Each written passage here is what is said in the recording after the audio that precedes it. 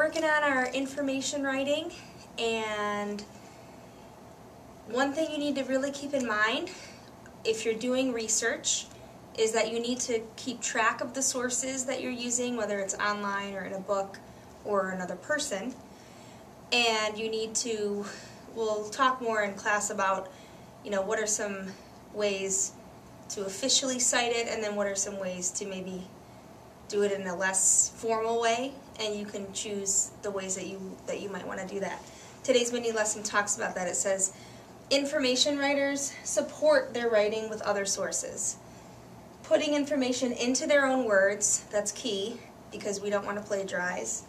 And citing carefully to let readers know where the information came from. So if you're researching, some of you know enough that you're not researching, and that's a decision you are making, that's great.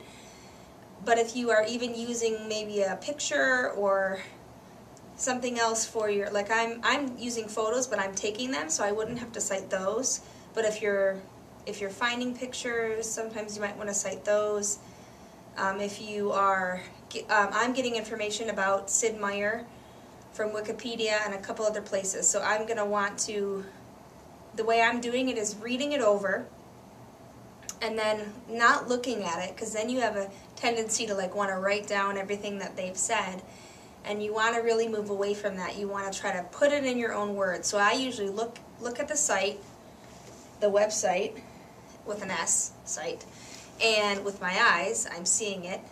That's a different kind of site, S-I-G-H-T, and then I cite it, C-I-T-E. I write it down and keep track of it.